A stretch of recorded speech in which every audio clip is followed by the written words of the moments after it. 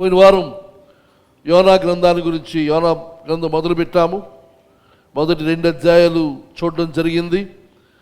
అయితే 3-4 అధ్యాయాలు మనం మాట్లాడుకోలేదు. 3 అధ్యాయం మొదటి పాట చెప్పాను తప్ప మాట్లాడలేదు. అయితే ఈరోజు అదే యోనా గ్రంథం గురించి మాట్లాడాలని ఆశిస్తున్నాను. కానీ నేను మాట్లాడాలని ఆశిస్తుంది 2 అధ్యాయంలో ఉన్న విషయాల గురించి అని మనవి చేస్తూ ఉన్నాను. 2 అధ్యాయం మొదటి అధ్యాయం అంతా మనకు అర్థమైంది, మనకు తెలుసును. దాని గురించి మళ్ళా వివరించిన అవసరం లేదని నమ్ముతూ ఉన్నాము. మొదటి 2 అధ్యాయాలు ఉన్న విషయం ఏదనగా మొదట తిరుగుబాటు మనం చూస్తాం. రిబెలియన్, మొదటి వచనం నుంచి 17వ వచనం వరకు తిరుగుబాటు. ఆ తర్వాత 2 అధ్యాయం మొదటి 9 వచనాలు మనం చూసినప్పుడు రిపెంటెన్స్, పశ్చాత్తాపం మనం చూస్తాము. తర్వాత 2 అధ్యాయం 10వ వచనం మనం చూసినప్పుడు రిడెంప్షన్, విమోచన మనము పోయిన వారం ఈ యొక్క గ్రంథంలో విషయాలు మీకు చెప్పారు. వాటి మరొకసారి మీకు జ్ఞాపకం చేస్తూ ఉన్నాను. అయితే ఈరోజు 2 అధ్యాయంలో యోనా వాక్యంలో మనం చూస్తాం. 2 అధ్యాయం మొదటి నుండి 9 వచనాలు మనం చూస్తే ఆ మత్స్యము కడుపులో నుండి యోనా యెహోవాకు ఈలాగున ప్రార్థన చేశాను. నేను ఉపద్రవములో ఉండి యెహోవాకు మనవి చేయగా ఆయన నాకు ప్రత్యుత్తరం ఇచ్చాను. పాతాళ గర్భములో నుండి నేను కేకలు వేయగా నీవు నా ప్రార్థన అంగీకరించి ఉన్నావు. నీవు నన్ను అగాధమైన సముద్ర గర్భములో పడవేసి ఉన్నావు. ప్రవాహములు నన్ను చుట్టుకొని ఉన్నవి. నీ తరంగములను నీ కరుళ్లను నన్ను కప్పి ఉన్నవి. నీ సన్నిధిలో నుండి నేను వెలివేయబడినను నీ పరిశుద్ధాలయము తట్టు మరలా చూచెదను అనుకుంటేని. ప్రాణాంతము వచ్చినంతగా జలములు నన్ను చుట్టుకొని ఉన్నవి. సముద్రగాధము నన్ను ఆవరించి ఉన్నది. సముద్రపు నాచు నా తల పట్టుకొని ఉన్నది, నా తలకు చుట్టుకొని ఉన్నది. నేను మరెన్నటికీ ఎక్కి రాకుండా భూమి గడియలు వేయబడి ఉన్నవి. పర్వతముల పునాదులలోనికి నేను దిగి ఉన్నాను. నా దేవా యెహోవా, నా ప్రాణము కూపములో నుండి పైకి రప్పించి ఉన్నావు. కూపములో నుండి నా ప్రాణము నాలో మూర్ఛలగా నేను యెహోవాను జ్ఞాపకం చేసుకుంటుని. నీ పరిశుద్ధాలయంలోనికి నీ యొద్దకు నా మనవి వచ్చాను. అసత్యమైన వ్యర్థ దేవతల యందు లక్ష్యమించువారు తమ కృపాధారమును విసర్జింతురు. కృతజ్ఞతాస్తుతులు చెల్లించి నేను నీకు బలులు అర్పింతును. నేను మొక్కుకొనిన మొక్కుబడులను చెల్లింపక మానను. యెహోవా యొద్దనే రక్షణ దొరుకును అని ప్రార్థించాను. ఇది యోనా చేసిన ప్రార్థన. అది ఎక్కడ చేస్తాడు ఈ ప్రార్థన అని మనం చూస్తే వాక్యం మనకు కనబడుతున్న విషయం ఏదనగా చేప కడుపులో నుండి యోనా చేస్తున్న ప్రార్థన. యోనా దేవుని చిత్తాన్ని నెరవేర్చకుండా తన సొంత ఉద్దేశాన్ని అనుసరించి బయలుదేరుతున్నప్పుడు నేను నినివే వెళ్ళను, తర్షీషు వెళ్ళిపోతాను, ఎంత దూరం వీలైతే అంత దూరం పారిపోతాను అని పోయిన వారం మ్యాప్లో చూపించాను. మొత్తం ఆ సముద్ర ప్రయాణం అంత దూరం, ఎంత చివరికి వెళ్ళగలడు, ఆ డెస్టినేషన్ వరకు తర్షీషుకు వెళ్ళిపోవాలని తాను బయలుదేరిపోయాడు. అయితే అతని యొక్క తిరుగుబాటునకు దేవుడు డిసిప్లిన్ చేస్తున్నాడు, క్రమపరుస్తూ ఉన్నాడు. ఆయన యొక్క దండన ఇక్కడ యోనా అనుభవించాడు. యోనా ఒక్కడు చేసిన తప్పు వలన ఆ ఓడలో ఉన్న నావికులు, ఆ ఓడ నాయకుడు, వారందరూ కూడా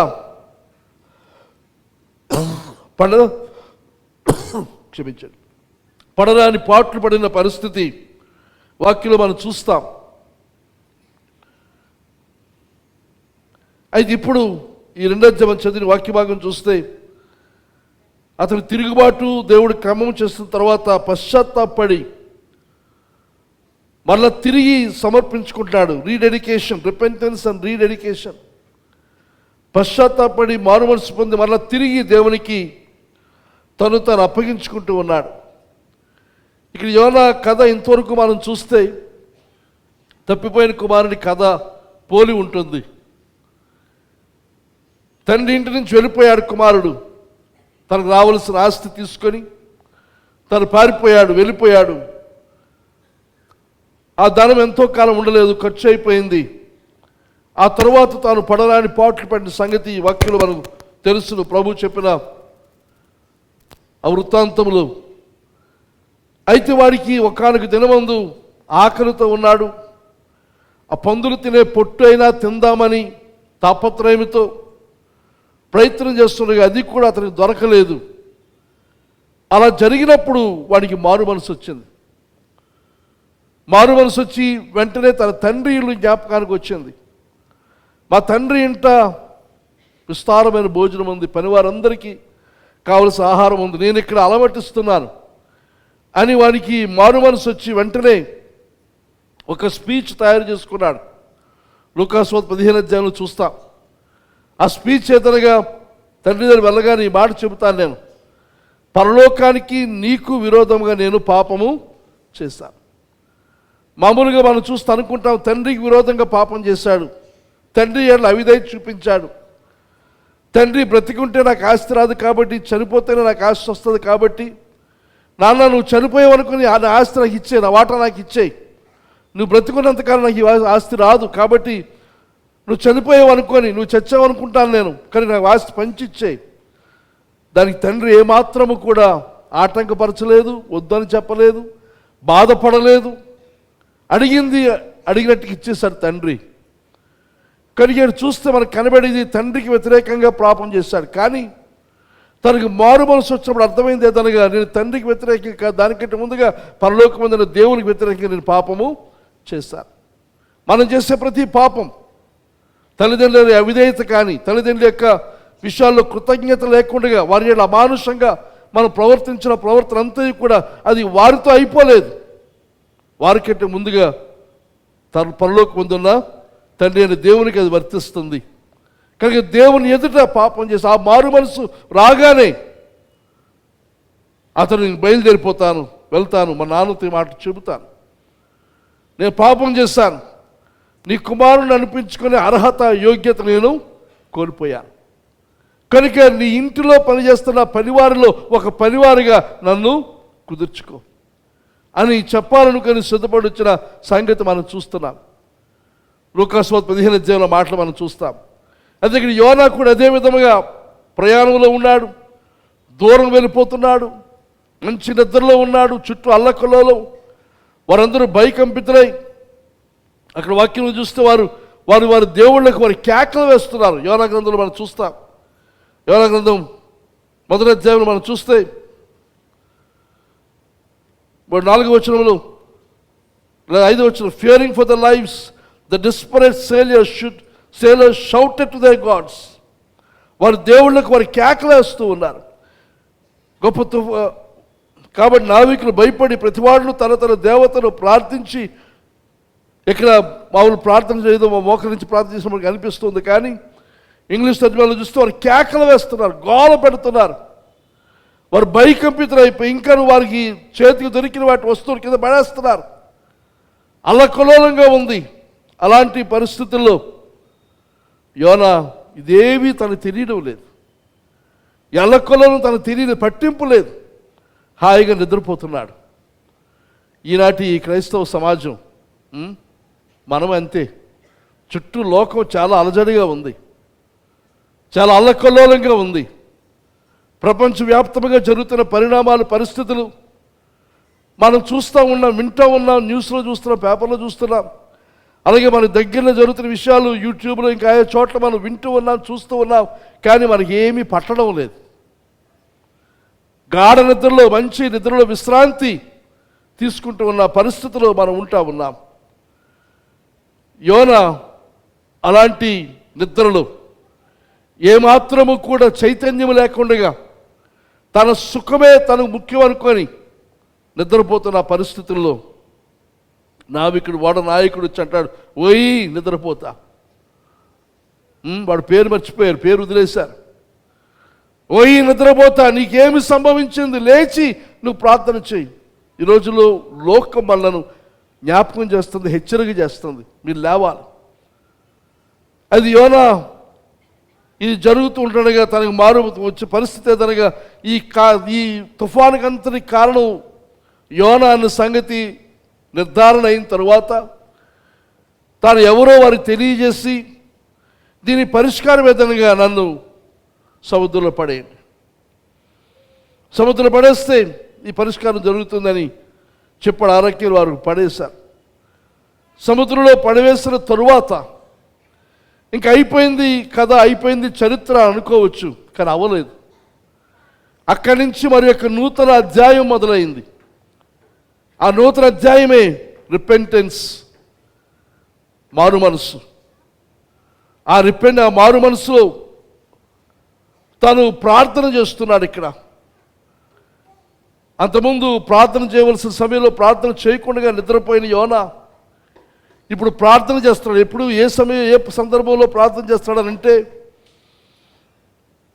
తనకు ఆపద సంభవించింది, ప్రమాదం సంభవించింది, మరి తనను మరలా తిరిగి బ్రతుకుతాడనే అవకాశం లేని ఆ పరిస్థితుల్లో ప్రార్థన చేస్తున్నాడు. అఫ్లిక్షన్లో, శ్రమలో ప్రార్థన చేస్తాడు తప్ప అఫెక్షన్తో, ప్రేమతో, సంతోషంతో చేసిన ప్రార్థన ఇది కాదు.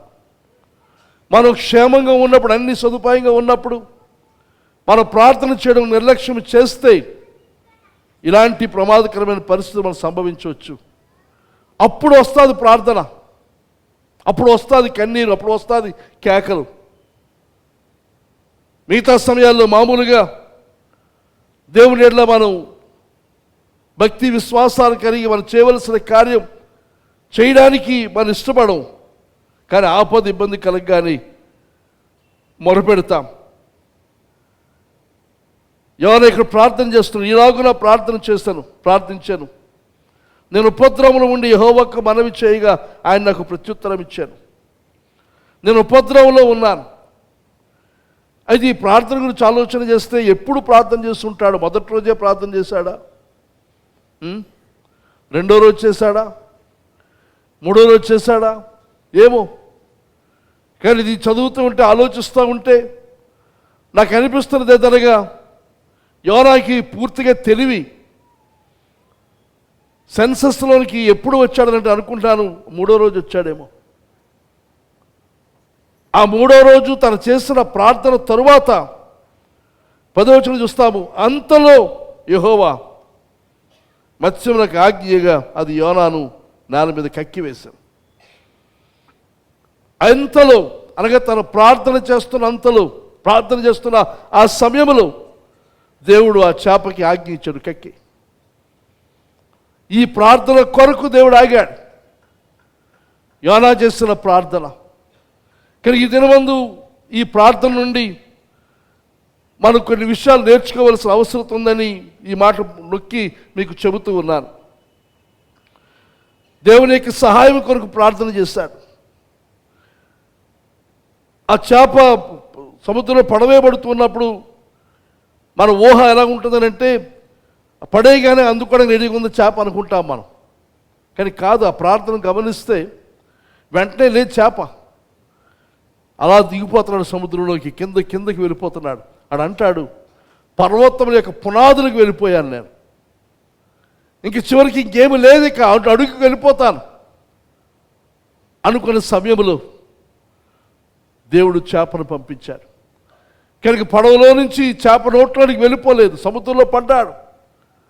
సముద్రంలో కొంతసేపు తాను ఉన్నాడు. అక్కడ ఆ సమయంలో ప్రభువు అన్న ఆత్మను తీసుకోవాలి. అతనికి ఏం ప్రార్థన చేశాడో మనకు తెలియదు.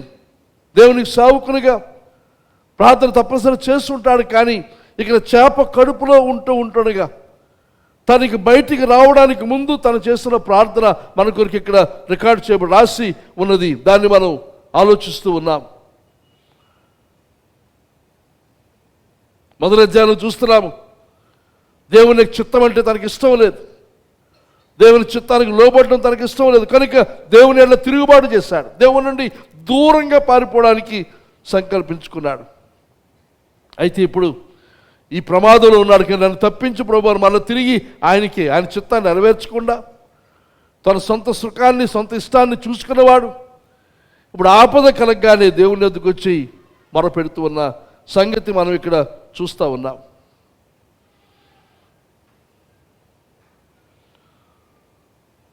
యోనా ఇప్పుడు దేవునికి తను తాను సమర్పించుకుంటూ చేస్తూ ఉన్నాడు. దేవుని చిత్తానికి లోబడి జీవించాలి అనే ప్రాథమిక నియమాన్ని పాటించకుండా తన ఎమర్జెన్సీలో, తన ఆపదలో, తన ఇబ్బందులు, తన కష్టాల్లో ప్రభువా నీ చిత్తం అన్నట్టుగా ఇతరులు ప్రార్థన చేస్తున్న సంగతి మనం చూస్తాం. యోనా చేప కడుపులో తను అనుభవిస్తున్నది ఎలాంటిది అనగా 1:6 అప్పుడు ఓడ నాయకుడు అతని యొద్దకు వచ్చి పోయి నిద్రపోతా, ఇంకా పై వచనం చూస్తే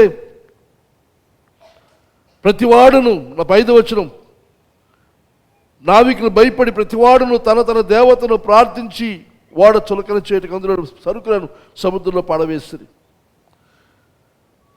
అక్కడ ప్రార్థించిన మాటకి ఏంటో చెప్పాను, కేకలు వేస్తున్నారు, బొబ్బలు పెడుతున్నారు, వారు దేవుళ్ళకు వారు మనవి చేస్తూ ఉన్నారు. తర్వాత ఇక్కడ నావికులు చేస్తున్న ప్రార్థన 14 చూస్తాం. కాబట్టి వారు యెహోవా నీ చిత్త ప్రకారంగా నీవే దీన్ని చేసిత్వని ఈ మనుష్యుని బట్టి మమ్మను లయము చేయకుందువు గాక, నిర్దోషిని చంపితనన్న నేరం మా మీద మోపకుందువు గాక అని యెహోవాకు మనవి చేసుకొని యోనాను ఎత్తి సముద్రంలో పడవేసిరి. ఇక్కడికి వారు ఇతను ఎవరో తెలిసిన తర్వాత యెహోవా దేవునికి వీరు ప్రార్థన అయ్యా తప్పు కాదు కనుక ఇది చేస్తున్నామని ఇక్కడ యోనాకు చేప కడుపులో ఉన్న తరువాత తాను చేస్తున్న పని యొక్క విషయం తనకు అర్థమైన సంగతి మనకు కనబడుతూ ఉంది. యోనా ఆ చేప కడుపులో ఉంటాడుగా దేవుడు తనకిస్తున్న అనుభవం ఏదనగా ఆ నావికులు పొందిన అనుభవం. అది మాత్రమే కాకుండా నినివే పట్టణస్థులు వారి గురించి తర్వాత అధ్యాయంలో రాస్తాడు. ఇంతమంది జనాంగం ఉన్నారు, వారు కుడి ఎడమలు ఎరిగిన వారు. కుడి ఎడమలు తెలియదనంటే దాని అర్థం జ్ఞానము కొద్దిగా ఉన్నది, జ్ఞానం లేనివారు. మన పిల్లలందరూ కూడా చిన్న వయసు మనం చూసినప్పుడు చెప్పులు వేసుకునే దగ్గర ప్రతి తల్లిదండ్రులు కూడా అనుభవిస్తారు. ఏమిటది? కుడికాలు కుడి చెప్పి ఎడంకాలికి వేసుకుని ఎడం చెప్పేమో కుడికాలికి వేస్తారు. ఏ వయసు వరకు? చాలా కాలం నుంచి స్కూల్కి వెళ్ళే వరకు కూడా, కొంతమంది స్కూల్కి వెళ్ళిన తర్వాత కూడా ఎడమ కుడి ఆ కాళ్ళు తేడా వారు తెలియక మరి కావాలని వేస్తారో తెలియదు కానీ ఎప్పుడు చూసినా కుడి కాలికి ఎడం చెప్పేస్తారు, ఎడం కాలికేమో కుడి చెప్పేస్తూ ఉంటారు. దాని అర్థం కుడి ఎడమలు ఎరుగని జనాంగం. అంటే జ్ఞానం లేదు, ఇంకా పరిణితి చెందలేదు, ఎదగలేదు. ఏ కాలికి ఏది చెప్పేసుకోవాలో తెలియదు, ఏది ఎడమ ఏది కుడి, లెఫ్టా రైట్, ఇది లెఫ్టా ఇది రైటా అనే ప్రశ్న చాలామందికి పిల్లల చిన్న వయసులో ఉండే పరిస్థితి మనకు ఉంటుంది. కనుక వారి యొక్క స్థితి, వారు ఎలాగున్నారు? దేవుడు లేకుండా, దేవుని యొక్క సహాయం లేకుండా నినివే ప్రజలు వారు నిత్య నాశనానికి నరకానికి పోతున్న పరిస్థితి. అంటున్నాడు నినివే మొదటి అధ్యాయం మనం చూస్తాము, నినివే పట్టణస్థుల దోషము నా దృష్టికి ఘోరమైన, దేవుని దృష్టికి నినివే పట్టణస్థుల దోషము ఘోరం. దాన్ని బట్టి వారికి దుస్థితి కలుగుతుంది, వారికి శాపం, వారికి నష్టం, వారి నాశనానికి వెళ్ళిపోయే పరిస్థితి ఉంది. ఆ పరిస్థితి వారు ఉన్నారు కనుక నువ్వు వెళ్ళన్నప్పుడు యోనా ఇష్టపడలేదు.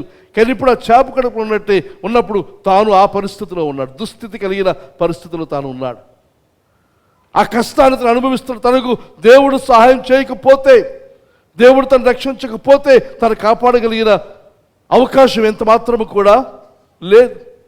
నిస్సహాయ పరిస్థితుల్లో, ఇబ్బందులో మనకి దేవుడు తప్ప వేరే ఇంకెవ్వరు కూడా నాకు ఆదుకొనలేరు అని తెలిసిన పరిస్థితుల్లో యోనా ఇక్కడ ప్రార్థన చేస్తూ ఉన్నాడు. మనం ప్రార్థన చేస్తూ ఉన్నప్పుడు కూడా ఒకరికొకరు ప్రార్థన చేస్తూ ఉన్నప్పుడు చాలాసార్లు ఇక్కడ పాస్టర్లంగా మాకున్న పెద్ద సమస్య ఏమిటనంటే, ఇది ఎలా ఏమనుకుంటారో నాకు అర్థం కాదు కానీ పాస్టర్ కనబడగానే ఏం చేస్తారు? బుర్ర ఇచ్చేస్తారు. చాలా కాలం తర్వాత మన సంఘానికి చెందిన ఒక అమ్మాయి, మన సంఘానికి చెందిన వేరే ఊర్లో ఉంటుంది. నేను బయట రోడ్డు దగ్గర పని చేస్తూ ఉన్నాను. ఆదివారం ఊర్లో ఉందనుకని చర్చికి రాలేదు. ఆ తర్వాత తెలిసింది అనుకోండి. అయితే తను తన ఇద్దరు కూతుర్లతో ఎదురుకుండా క్షమించండి స్కూల్లోకి వెళ్తుంది. చాలా కాలం తర్వాత చూశాను, కొన్ని సంవత్సరాల తర్వాత చూశాను. పలకరించి అమ్మ ఎలాగున్నావు, ఏమిటి, ఏం చేస్తున్నావు, ఎక్కడున్నావు, ఈ పిల్లలు నీ పిల్లలేనా, ఎంతమంది పిల్లలు, ఇదేం చదువుతుంది, ఈ పేర్లేంటి, ఇవన్నీ నేను అడుగుతూ ఉంటే అసలు ఏమి పట్టించుకోవడం లేదు, నాకు అవకాశం కూడా ఇవ్వడం లేదు. నేను ఏది అడిగినా ప్రార్థన చేయండి మరి మాట్లాడేది పోతలకి పంపించారు, ప్రార్థన చేసి నెత్తిమి చేసి ఒక కొట్టేసి పంపన్నా. అంటే పాస్టర్ కనబడగానే ఒక వాకింగ్ ప్రేయర్, నడుస్తున్న వ్యక్తి కనబడగానే తల వంచేయడం ప్రార్థన చేసి, అక్కడ మీటింగ్స్కి వెళ్తే బయటికి వెళ్తే ప్రార్థన. అలా ఇక్కడ ఒక్కొక్కసారి మన జనవరి 1కి అయింది, ఎవరో చంటిపిల్లలు తీసుకుని వచ్చారు, వేరే బయట దూరం నుంచి వచ్చారు, అనారోగ్యం అని చెప్పి చంటిపిల్లలు ప్రార్థన చేశాను, వెనకాల క్యూ కట్టేశారు. మన సంఘమే, ఎక్కడో కాదు. అంటే ఇక్కడ ఉద్దేశం ఏదనగా మరి పాస్టర్ అంటే నిత్యము ప్రార్థన చేయడానికి సిద్ధంగా ఉంటుంది, ప్రార్థన చేయాలి. అది ప్రార్థన అనేది మనం చూసినప్పుడు ఏదో మామూలుగా యథాలాపంగా వచ్చిన ప్రతి ఒక్కరికి నెత్తిమీ చేసి ప్రార్థన చేసి పంపించడం సరైనది కాదు. ప్రార్థన చేయాలి అని అంటే, ప్రార్థనలో ఫలితము కనబడే ప్రార్థన మనం చేయాలని అంటే, ఆ ప్రార్థన చేస్తున్న వ్యక్తి యొక్క భారము, వ్యక్తి యొక్క కష్టాన్ని మనము అనుభవిస్తూ ప్రార్థన చేస్తేనే ఆ ప్రార్థన ఫలితము ఉంటుంది. ఊరికినే చేసి ప్రభు దర్శించంటే అది ఊరికినే పెదవుల నుంచి వచ్చిన ప్రార్థనే తప్ప నిజమైన ప్రార్థన అది కాదు. ఆ కారణం చేత నా దగ్గరికి ఎవరు వచ్చినా ఎందుకు ప్రార్థన చేయాలని అడుగుతాను, కారణం అడుగుతాను, ఏం ప్రార్థన, ఏం కావాలి, ఏం లేదు, ఊరికినే ప్రార్థన చేయాలి. ఊరికినే ఏం ప్రార్థన, ఊరికినే వస్తుంది ప్రార్థన. చాలామందికి ఊరికినే, మీరు ఎందుకున్నారండి, ప్రార్థన చేయడానికే కదా ఉన్నారు, కాదండి,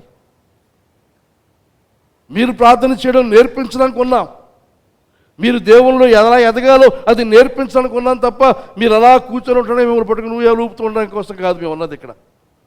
మీరు ప్రార్థనలో ఎదగాలి, మీరు ప్రార్థన చేయాలి, దాని కొరకు సహాయంగా ఉంటాం, తర్వాత మీతో కలిసి ఏకీపించి ప్రార్థన చేస్తాం, మీ యొక్క భారాన్ని పంచుకొని ప్రార్థన చేస్తాం, అంతే తప్ప ఊరికినే ఏ కారణం లేకుండా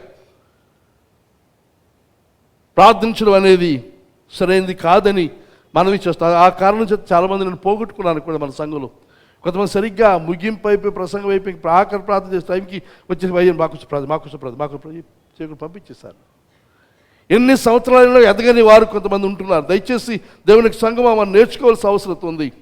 ప్రార్థన చేస్తున్నప్పుడు ఇక్కడ యోనాకు ఆ భారాన్ని దేవుడు చూపిస్తున్నాడు అర్థమయ్యేలాగా. యోనా నావికులు, తర్వాత నినివే పట్టణస్థులు, వారున్న స్థితి ఇలాంటిది కనుక ఆ భారాన్ని తను కలిగిన వాడే ప్రార్థన చేయడం దేవుడిచ్చిన అవకాశం అని మనవి చేస్తూ ఉన్నారు. అయితే ఈ ప్రార్థనలో మనం చూసినప్పుడు 2వ వచనం నుంచి 9వ వచనం వరకు దాదాపు 15 కీర్తన భాగాలు తీసుకొని యోనా ప్రార్థన చేశాడు. ఆ భాగాలు కొన్ని చూస్తే మంచిదేమని ఆశిస్తూ ఉన్నాను. 2వ వచనం అంటున్నాడు, నేను ఉపద్రవములో ఉండి యెహోవాకు మనవి చేయగా ఆయన నాకు ప్రత్యుత్తరం ఇచ్చాను అనే మాట మనం చూస్తే కీర్తన 18వ కీర్తన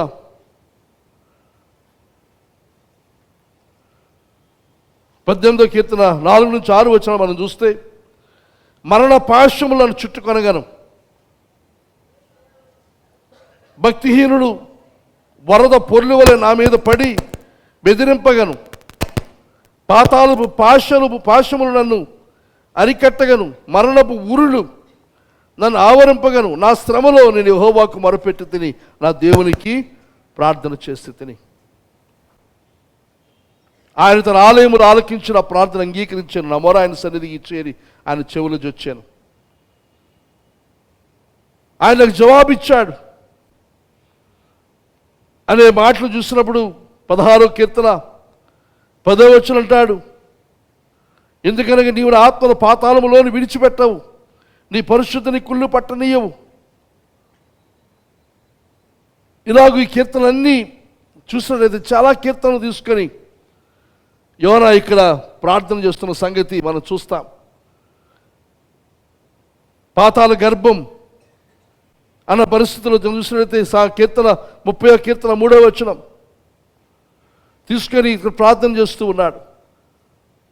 30వ కీర్తన, యెహోవా పాతాళములో నుండి నా ప్రాణమును లేవదీసితివి, నేను గోతులోనికి దిక్కుండగా నీవు నన్ను బ్రతికించితివి. తర్వాత ఇంకోటి కీర్తనలు గమనించాను, చాలా వరకు దావీదు కీర్తనలు తీసుకొని యోనా ప్రార్థన చేసిన విషయం ఇక్కడ మనం చూస్తాం. నీ దృష్టి నుంచి నేను తొలగిపోయాను. 4వ వచనం అంటున్నాడు, నీ సన్నిధిలో నేను వెలివేయబడినను, నీ పరిశుద్ధ ఆలయముతో మరలా చూచెదను అనుకుంటేని. 3వ వచనం, నేను అగాధమైన సముద్రంలో పడవేసి ఉన్నావు, ప్రవాహములను చుట్టుకొని ఉన్నవి, నీ తరంగములను నీ కరుళ్లను నన్ను కప్పి ఉన్నవి. 3వ వచనం మనం చూస్తే అక్కడ అంటాడు, 42వ కీర్తన 7వ వచనం, 42వ కీర్తన 7వ వచనం,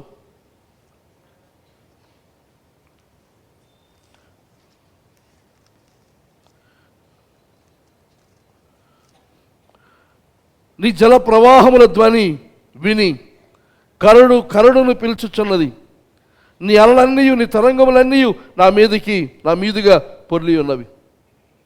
కరడు అనగా అల ఒకదాని తర్వాత ఒక అల మీద అలా వచ్చి పడిపోతూ ఉన్నాయి నా మీద.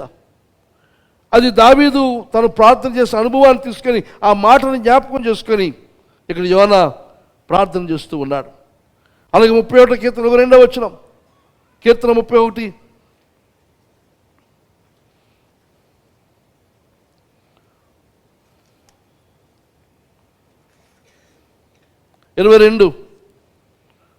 భీతి చెందిన వాడిని నీకు కనబడకుండా నేను నాశనం అవుతాను అనుకుంటుని, అయినను నీకు నేను మొరపెట్టగా నీవు నా విజ్ఞాపనల ధ్వని ఆలకించితివి.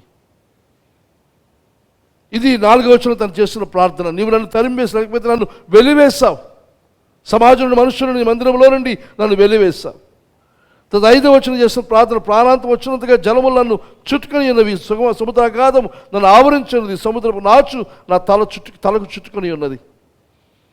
ఇది కీర్తన 69వ కీర్తన మొదటి 2 వచనాలు తీసుకొని ప్రార్థన చేశాడు. అక్కడ 7వ వచనంలో, కూపములో నుండి నా ప్రాణము నాలో మూర్ఛలుగా నేను యెహోవాను జ్ఞాపకం చేసుకుంటుని, నీ పరిశుద్ధ ఆలయములో నీ యొద్దకు నా మనవి వచ్చాను. 77వ కీర్తన 11, 12 వచనాలు. అలాగే 2వ దినవృత్తాంతం 30 అధ్యాయం 27వ వచనం తను చేసిన ప్రార్థన. 7వ వచనం అంటే నీ పరిశుద్ధ ఆలయం అనేది కీర్తన 11వ కీర్తన 4వ వచనం, 18వ కీర్తన 6వ వచనం. దీనంతరికి మూలవేదనగా మొదటి రాజుల 8వ అధ్యాయం 38-40 వచనాలు చూస్తే సొలొమోను ఆ మందిరాన్ని ప్రతిష్ఠిస్తూ తాను చేసిన ప్రార్థన ఏదని ఈ మందిరం వైపు చూచి ఎవరైనా ప్రార్థన చేస్తే ఆ ప్రార్థనని విను ప్రభు అని దేవునికి మొరపెట్టాడు. దేవుడు వింటానని చెప్పి వాగ్దానం చేశాడు. కనుక వాగ్దానం తీసుకుని సముద్ర గర్భంలో చేప కడుపులో నుండి ఆయన తల పైకెత్తి ప్రార్థన చేస్తున్న సంగతి మనము ఇక్కడ చూస్తూ ఉన్నాం. ఇంతవరకు యోనా యొక్క ప్రయాణం మనం చూస్తే దేవునికి అవిధేయంగా తను వెళ్ళిన ప్రయాణం మనం గమనిస్తే అది దిగిపోయినట్టుగా వెంట్ డౌన్ అన్న మాట మనం చూస్తాం. తన ఇంటి దగ్గర నుంచి బయలుదేరి కిందకు వచ్చాడు, యొప్పైకి వచ్చాడు. యొప్పైకి వచ్చిన తర్వాత వాడు ఎక్కిన తర్వాత వాడు అడుగు భాగానికి వెళ్ళిపోయాడు. ఆ వాడు అడుగు భాగం నుంచి బయటకు వచ్చిన తర్వాత మళ్ళా సముద్ర గర్భంలోనికి పడవేయబడ్డాడు. ఆ సముద్రంలో నుంచి మన చేప కడుపులోనికి అంత దిగిపోవడం మనం చూస్తూ ఉన్నాం. దేవుని నుండి మనం దూరం అయితే, దేవుని చిత్తమును నెరవేర్చుకుని మనం పారిపోతూ ఉంటే జరిగేది ఎదురుగా అంతకంతకు కిందకే వెళ్ళిపోతాం తప్ప పైకి దారి లేదు. కానీ యోనా కిందకు వెళ్ళిపోయిన తర్వాత ఇప్పుడు పైకి చూస్తున్నాడు. ఇప్పుడు పైకి చూసి ఆ పరిశుద్ధ ఆలయం వైపు ప్రభు నీవిచ్చిన మాటను అనుసరించి నేను ప్రార్థన చేస్తూ ఉన్నాను. 8వ వచనం అంటున్నాడు, అసత్యమైన వ్యర్థ దేవతల యందు లక్ష్యం ఉంచి వారు తమ కృపాధారమును విసర్జింతురు. అసత్యమైన వ్యర్థ దేవతల యందు, తెలుగు తర్జుమాలో దేవతలు రాయబడింది, కానీ ఇంగ్లీష్లో చూస్తే అక్కడ రాయబడిన మాట ఎదురుగా విగ్రహాలు, అసత్యమైన విగ్రహాలు, అసత్యమైన దేవుళ్ళకి సంబంధించిన విగ్రహాలు, వాటిని సేవిస్తూ ఉంటారు. యోనా జీవితంలో ప్రభు నన్ను క్షమించు, నీ చిత్తము కంటే నీకంటే నేను నా సుఖాన్ని నా సంతోషాన్ని దాన్ని నేను విగ్రహంగా చేసుకున్నాను.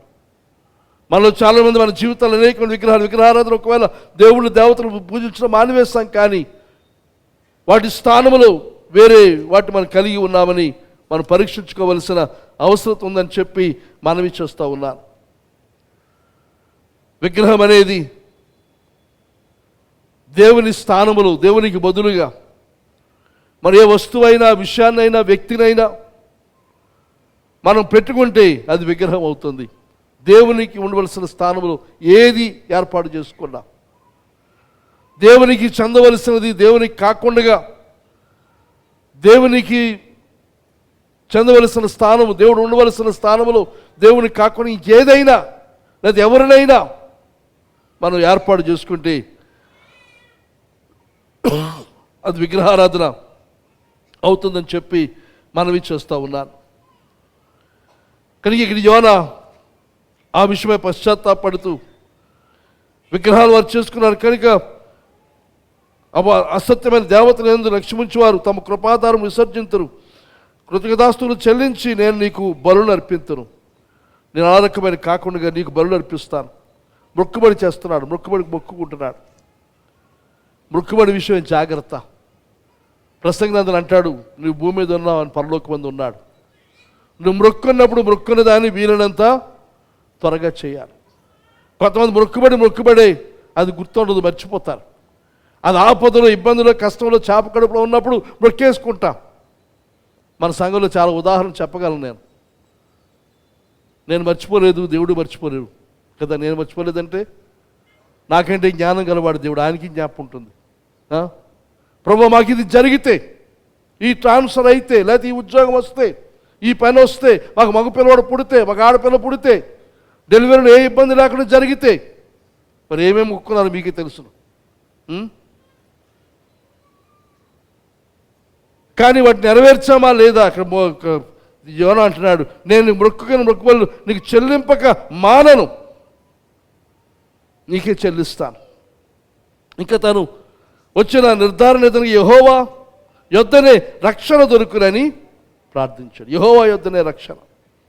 మరి ఎవరి వల్ల రక్షణ లేదు, ఎవరు కూడా నాకు సహాయం చేయలేరు. యెహోవా వద్దనే. Salvation comes from the lord. ఇది కీర్తన 3వ కీర్తన 8వ వచనం, 37వ కీర్తన 39వ వచనం. ఈ బలులు అర్పించడానికి కూడా కీర్తన 50వ కీర్తన 14, 23 వచనాలు, హోషేయ 14, 2 వచనాలు. మీకు ఓపికంటే ఇవన్నీ చదవాలని ఆశించాను, కానీ భారం అయిపోతుంది. కానీ ఇవన్నీ కూడా వాక్యాన్ని తీసుకొని ప్రార్థన చేశాను. అయితే పోయిన వారం నేను మాట్లాడడానికి ప్రేరణ, ఈ వారం మాట్లాడుతున్న విషయాలకు ప్రేరణ ఇదనగా నా ముఖ్యమైన సందేశం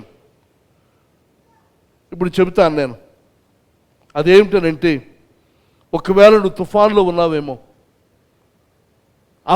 అలజడిలో ఉన్నావేమో, అలల చేత కొట్టబడుతూ ఉన్నావేమో, అది ఒకవేళ దేవుని నుండి దూరంగా పారిపోతున్న ఆ స్థితిలో ఉన్నావేమో, అలాగ మాత్రమే కాకుండా దేవుని చిత్తాన్ని నెరవేరుస్తూ, దేవుని చిత్తంలో ఉంటూ ఉన్నా కూడా మనకు అలలు, ఇబ్బంది, కష్టం సంభవించే పరిస్థితులు ఉన్నాయి. ముఖ్యంగా మత్తయి సువార్త 14వ అధ్యాయం మనం చూస్తే 14:22 నుంచి 33 వచనాలు మీరు తర్వాత చదువుకోండి. అక్కడ ప్రభు ఒక అద్భుతాన్ని చేసి 5,000 మందికి 5 రొట్టెలు 2 చేపలతో 5,000 మంది పురుషులకు, ఇంకా అనేక వేల మంది స్త్రీల పిల్లలకు ఆహారం పెట్టాడు ఆయన. అది అయిన తర్వాత ప్రభు అక్కడ చూస్తే బలవంతంగా శిష్యుల్ని ధోని ఎక్కించి, ఓడ ఎక్కించి మీరు అవతలకి వెళ్ళిపోండి అని చెప్పి తాను ఏకాంతంగా ఉండడం కొరకే ఒక కొండ ఎక్కాడు ఆయన. ఏకాంతంగా ప్రభు సన్నిధిలో ప్రార్థన చేస్తూ ఏకాంతంగా కొండ మీద ఉన్నాడు. అయితే ఈ పడవ ప్రయాణమే వెళ్తూ ఉంది. ఈ వెళ్తూ ఉంటుండగా అలల చేత కొట్టబడింది ఈ నావ, ఈ ఓడ, ఈ పడవ మునిగిపోయే పరిస్థితిలో ఉంది. ఇంకా చీకటి, దారి కనబడని ఆ పరిస్థితుల్లో ఆ కొండ దిగి ప్రభు వచ్చి చూసే సమయానికి శిష్యులు విపత్తులో ఉన్న పరిస్థితి చూశాడు. అయితే వారి దగ్గరకు నీటి మీద నడుచుకుంటూ ఆయన వచ్చేశాడు. అది చూడగానే వారు చేపలు పట్టేవారు, చేపలు పట్టే వృత్తిలో ఉన్నవారు, అనేకమైన మూఢనమ్మకాలు మనకి ఎలాగ ఉంటాయి వాళ్ళకి ఇంకా ఎక్కువ ఉంటాయి. సముద్రంలో ఇలాంటి తుఫాను అలలు సంభవిస్తే ఎవరైనా నీటి మీద నడిచి వస్తుంటే దెయ్యం, భూతం. ఇక్కడికి దెయ్యం కనబడింది, భూతం కనబడింది అని అర్థం ఏంటి?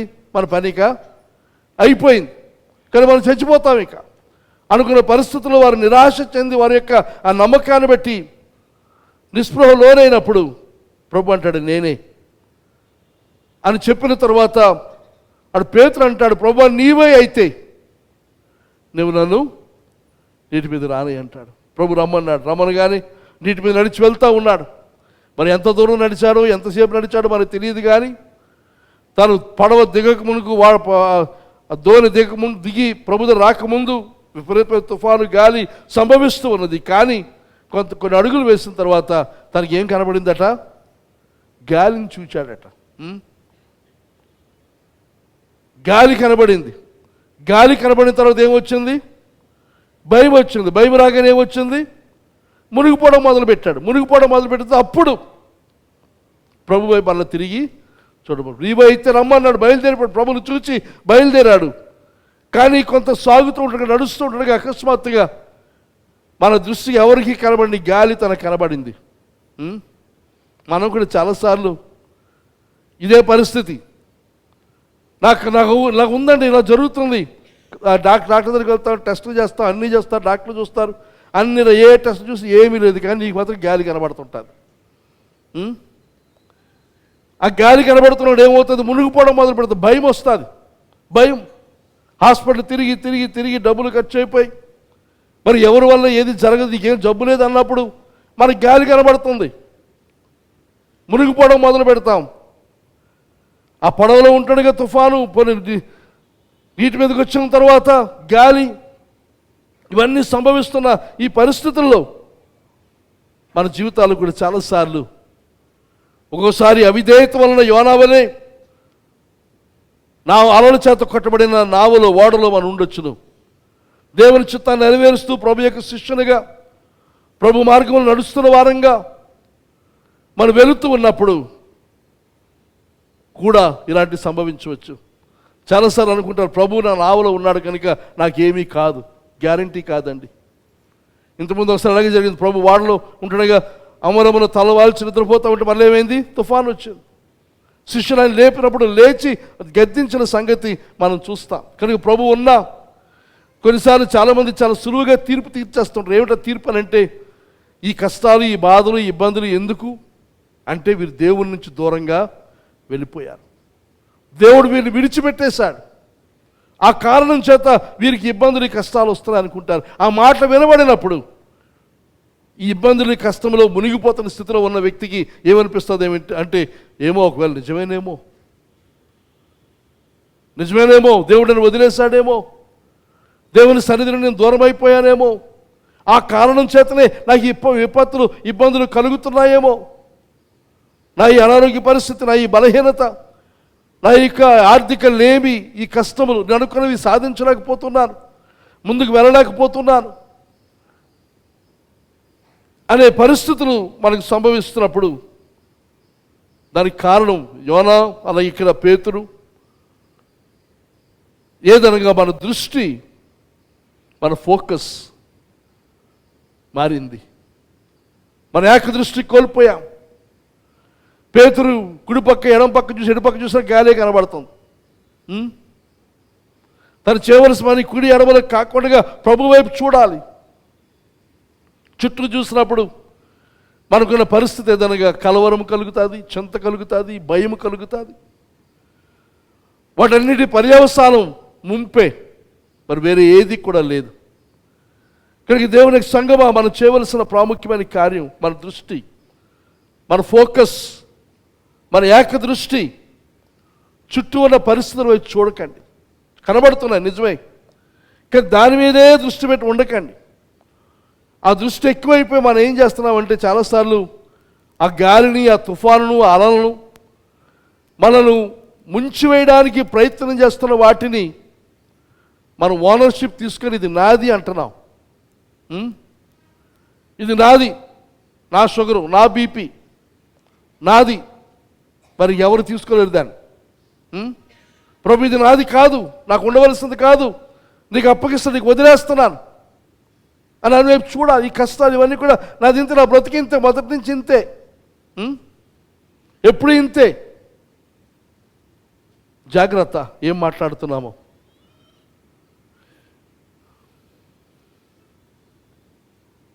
చాలాసార్లు బయలుదేరుతాం, వెళ్తాం, ఉత్సాహంగా ఉంటాము, కానీ అలలు తప్పకుండా వస్తాయి. మనకు పాట ఉంది, భక్తులు ఎవరు రాస్తారో పాట తెలియదు కానీ చాలా మంచి పాట అది. చిన్న జీవిత నావనాది, నిన్నే గురిగా పయనమైనది. చిన్న జీవిత నావనాది, నిన్నే గురిగా పయనమైనది. ఎన్నో శోధనలెన్నో భయములు, ఎన్నో శోధనలెన్నో భయములు, కన్న తండ్రి కావరా ఆదుకోవయ్యా. అలలపైనే నడచిన నాదు యేసయ్యా, అలలపైనే నడచిన నాదు యేసయ్యా. నట నడిసంద్రానరేగెను అట్టహాసపు పెను తుఫాను. నట నడిసంద్రానరేగెను అట్టహాసపు పెను తుఫాను. గట్టు చూడగా చాలా దూరము, గట్టు చూడగా చాలా దూరము, ఇట్టి శ్రమలలో చిక్కుకోటిని ఆదుకోవయ్యా. అలలపైనే నడచిన నాదు యేసయ్యా, అలలపైనే నడచిన నాదు యేసయ్యా. అలలు నాపై విసరి కొట్టగా నావ నిండుగా నీరు చేరెను. అలలు నాపై విసరి కొట్టగా నావ నిండుగా నీరు చేరెను. బ్రతుకులతో భారమాయెను, బ్రతుకులెంతో భారమాయెను, రేవు చేరే దారి లేదే. ఆదుకోవయ్యా. అలలపైనే నడచిన నాదు యేసయ్యా, అలలపైనే నడచిన నాదు యేసయ్యా. ఈ ప్రయాణానికి కారణం మొదలు అంటున్నాడు, శుద్ధుడా నీ పిలుపు వింటిని, రికినే పయనమైతిని. శుద్ధుడాని పిలుపు వింటిని, అద్దరికినే పయనమైతిని. ప్రొద్దుపోయెను భయములాయెను, ప్రొద్దుపోయెను భయములాయెను, ఉద్ధరించా స్వామి రావా. ఆదుకోవయ్యా. అలలపైనే నడచిన నాదు యేసయ్యా, అలలపైనే నడచిన నాదు యేసయ్యా. చిన్న జీవిత నావనాది, నీ పిలిచావు, నేను బయలుదేరా, నిన్నే గురిగా నేను పయనమయ్యా. కానీ ఎన్నో శోధనలు, ఎన్నో ఆటంకాలు, భయాలు. కన్న తండ్రి ఆదుకోవయ్యా. ఒకరి స్థితిలో మనం ఉంటే ఈ దినమందు మనం ప్రార్థన చేయవచ్చును. యోనా వలె, పేతురు వలె, ప్రభువా, పెద్ద ప్రసంగం అక్కర్లేదు, పెద్ద ప్రార్థన కాదు, మన స్థితిని ఆయనకు అప్పగిస్తూ ఆయన చూస్తూ మనం ప్రార్థన చేయవలసిన అవసరం ఉంది. 26వ అధ్యాయం యెషయా గ్రంథం 26.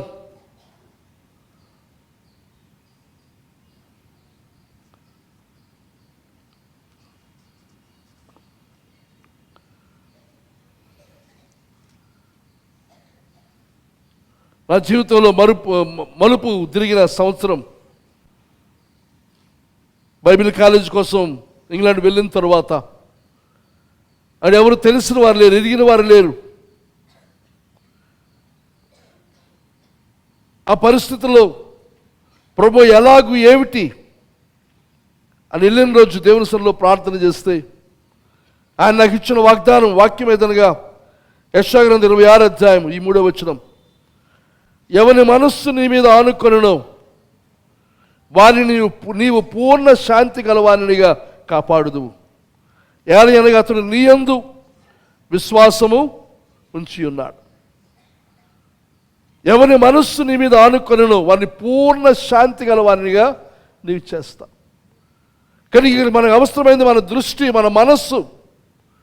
గాలి తుఫాన్లు అలజడి మనల్ని ముంచివేస్తున్న పరిస్థితులు కాక మనం చూడవలసింది ప్రభు. మన మనస్సు ఆయన మీద పెట్టాలి, ఆయన యందు నమ్మిక ఉంచాలి, ఆయన మీద విశ్వాసం ఉంచి ఆయన మాట మీద వాగ్దానం మీద మన నమ్మిక ఉంచితే మనలో కలిగేది ఏమిటి? పూర్ణ శాంతి. వాడ మునిగిపోతున్న పరిస్థితుల్లో శాంతి ఉండదు కదా, ఉంటుందా? ప్రాణం పోతున్న పరిస్థితుల్లో శాంతి ఉండదు. కానీ మనం జరుగుతున్న పరిస్థితులు, గాలి తుఫాను, ఈ అలలు మనల్ని ముంచేస్తున్న స్థితిలో మనం చూడకుండా వాటికి బదులుగా ప్రభు ఇవన్నీ ఉన్నాయి, ఇవి లేదంటం లేదు, అవి కనబడుతున్నాయి, వద్దన్నా కనబడుతున్నాయి, మనకు ముందు ఉన్నవి, అవి మనం అనుభవిస్తున్నాం. కానీ వాటన్నిటి నుండి మన మనస్సు మరల్చి ప్రభు వైపు చూడాలి, ప్రభు వైపు చూడాలి. చూస్తే మనకు సమాధానం, సంపూర్ణమైన సమాధానం ఇస్తాడు. ఇది మనం అభ్యాసం చేయవలసిన అవసరం ఉంది. ప్రయత్నం చేసి చూడాలి, ప్రభు వైపు చూడడం, ప్రభు యొక్క మాట వైపు చూడడం, ప్రభు యొక్క వాక్యం వైపు చూడడం. ఎప్పుడైతే వాక్యాన్ని తీసుకొని వాక్యం వైపు చూస్తూ మనం ప్రభు వైపు చూస్తామో మనలో మన భయాలు పోతాయి, ఆందోళనలు పోతాయి. ఇంకా చెప్పాలంటే మనం కిందకు వెళుతున్న ఆ ప్రయాణము ఆగిపోతుంది. అంతలో ఏం చేశాడు యెహోవా? మత్స్యమునకు ఆయనకు మాట సెలవిస్తే చాలు, ఆ చేప కడుపులో ఉన్న దుస్థితి నుండి మనం బయటకు వస్తాం. ఆయన ఒక్క మాట, అంతలో ఆయన జవాబిస్తాడు. ఈ ప్రార్థన అంతట్లో మనం చూస్తే అదే ఒకవేళ ఎవరు బట్టుకోవాలి ఊహించుకోండి, నేనే ఆ చేప కడుపులో ఉంటే ఎలా ప్రార్థన చేస్తాను? ఏమని ప్రార్థన చేస్తారు? ఎవరైనా చెప్తారా? నేనే ఆ చేప కడుపులో ఉంటే ఏమని ప్రార్థన చేస్తాను? ప్రభువా, ఇంతకాలం నీ సేవ చేస్తే ఏదో ఒక్కసారి, ఏదో ఒక్క ఆదివారం, ఏదో ఒక్క మీటింగ్, ఏదో ఒక్క విషయానికి నేను లోబడలేదు, సరే నిజమే, దానికి ఇంత శిక్ష, దానికి ఇంత శిక్ష, నువ్వు న్యాయవంతునివేనా? దేవుని న్యాయం, దేవుని నీతి, దేవుని పరిశుద్ధత అవన్నీ ప్రశ్నిస్తాం, పక్షపాతం అంటాం. వాళ్ళకేమైనా వాళ్ళు ఇంతకంటే ఘోరమైన తప్పు చేస్తారు, కానీ నాకే ఈ శిక్ష. ఈ ప్రార్థన ఏముంది? అది ఎక్కడ మనకు కనబడదు. ఇంకా చూసినట్లయితే తను అంటాడు, నేను అక్కడ సముద్రం యొక్క పర్వతం యొక్క పునాదుల వరకు వెళ్ళిపోతున్నాను, భూదిగంతలకు వెళ్ళిపోతున్నాను. కానీ తన ప్రార్థన అంటున్నాడు, యెరూషలేములో దేవునికి మందిరానికి వెళ్తాను, అక్కడ నేను చూస్తాను, మందిరంలో నేను కలుస్తాను. ఈ ప్రార్థన అది ఉంటుంది. ఆ మందిరాన్ని జ్ఞాపకం చేసి దేవుని సన్నిధిని జ్ఞాపకం చేసుకుంటాడు, ఆ సన్నిధికి నేను వస్తాను. మనకు ప్రార్థన, ఇబ్బంది కష్టంలో ప్రార్థన, ఆ ఇబ్బంది కష్టాన్ని బట్టి నోటుకొచ్చాడు ప్రార్థన చేయకండి. కొంతమంది అంటే కష్టం మరి ఏం చేస్తామండి, బాధ వచ్చిందండి, అవన్నీ చెప్పేశాం. కాదండి, ఆలోచించాలి. మనకున్న నెగిటివ్ థాట్స్, తప్పుడు ఆలోచనలను అవి దేవుని సన్నిధి తీసుకున్నారు, దేవుని అది తీసుకున్నారు. చూడండి సార్, 2 కొరింథీ పత్రిక 10వ అధ్యాయం అంటాడు పౌలు, 2వ అధ్యాయం 2 కొరింథీ పత్రిక 10వ అధ్యాయం 10వ అధ్యాయం మనం చూస్తే అదంతా తర్వాత చదువుకోండి, కానీ 3వ వచనం చదువుతాను నేను. మేము శరీరదారులమై నడుచుకొనిచున్నాను, శరీర ప్రకారం యుద్ధము చేయము. మేము యుద్ధం చేసే విధానం, మేము సమస్యను పరిష్కరించుకునే విధానం వేరు అని పౌలు చెబుతూ అంటాడు. ఏమిటి చేస్తున్నాము? మా యుద్ధోపకరణములు శరీర సంబంధమైనవి కావు. అంటే మనుషులు వాడే యుద్ధోపకరణాలు మేము వాడడం లేదు. దాని గురించి చాలా చెప్పవచ్చు, కానీ మనకు సమయం లేదు కనుక వదిలేస్తున్నాను నేను. మీరు ఆలోచించండి దాని గురించి. మన పోరాటం, మన యుద్ధం ఎలా చేస్తాం? మనుషుల ప్రకారంగా, లోక ప్రకారంగా, లోక విధానాన్ని అనుసరించా, చుట్టూ ఉన్న పద్ధతులు అనుసరించా చూడాలి. కానీ ఇక్కడ అంటున్నాడు, మేము చేసేవి దేవుని ఎదుట దుర్గములను పడదురు జాలినంత బలము కలిగినవై ఉన్నవి. దుర్గాలు సైతం అనగా పెద్ద పెద్ద స్తంభాలుగా నాటించి, లేకపోతే స్థిరముగా నిలిచిన దుర్గములు వంటి వాటిని, కోటల వంటి వాటిని మేము పడగొట్టగలిగిన సామర్థ్యం మాకు ఉంది. అది చూసిన ఒకసారి మనం ఉన్న పరిస్థితుల్లో మనం ఏర్పాటు చేసుకున్న ఆలోచన విధానం అదొక పెద్ద కోటగా, పెద్ద దుర్గముగా ఏర్పడి దాన్ని ఎవరు కూడా కోల్చలేని స్థితిలో మనం ఉంటాం. అయితే అంటున్నాడు 5వ వచనం, మేము వితర్కములను, దేవుని గూర్చిన జ్ఞానమును అడ్డగించు ప్రతి ఆటంకమును పడద్రోసి, ప్రతి ఆలోచనను క్రీస్తుకు లోబడినట్లుగా చెరపట్టి, ప్రతి ఆలోచన క్రీస్తుకు లోబడినట్టుగా పట్టుకొని తెచ్చి ప్రభు దగ్గర పెడుతున్నాం. అవేమిటి? ప్రతి ఆలోచన వితర్కాలు, తర్వాత దేవుని జ్ఞానమును అడ్డగించు ఆటంకములు, వాటన్నిటిని కూడా యేసు దగ్గర తీసుకొని వచ్చి యేసుకు చూపించి, యేసు ఎదురు ఇవి తీసుకొని వస్తే అవేవి కూడా ఆయన ముందు నిలబడలేవు. ఆయన ముందు నిలబడలేవు. ప్రతి వితర్కం, ప్రతి విషయాన్ని ఇందాక చెప్పాను, మన కొండల మీద యవనస్తుల కూడి గురించి, టెంట్ గురించి. అది ఆలోచించినప్పుడు ఇంతకుముందు ఎప్పుడో చూశాను, చాలా కాలమైన చూశాను, టెంట్లో చూశాను, ఉంది మనసు. కానీ వెంటనే నాలో వచ్చిన తలంపేదనగా అది మన వల్ల కాదు, మనకు అసాధ్యం, అంత ధనం మనం వెచ్చించలేం, మన దగ్గర లేదు. మనం చాలాసార్లు మన వ్యక్తిగత జీవితాల్లో, మన కుటుంబ జీవితాల్లో కూడా ఇది మన వల్ల కాదు, మనం కొనలేం, ఇది వీ కాంట్ అఫోర్డ్ ఇట్, దీన్ని నేను సాధించలేం, సంపాదించలేం, ఈ పని నేను చేయలేను, నాకు ఇది అసాధ్యం. అవన్నీ కూడా ప్రభు దగ్గర మనం తీసుకొని రావాలి. పౌలు అంటాడు, నన్ను బలపరచువాన్ని బట్టి నేను సమస్తమును చేయగలను. ఏదైనా సరే అక్కడ సందర్భం చూసినప్పుడు ఇబ్బంది, కష్ట పరిస్థితుల గురించి మాట్లాడాడు పౌలు అక్కడ. అందులో కూడా నేను జీవించగలను, ఏదైనా సరే మనం చేయగలం.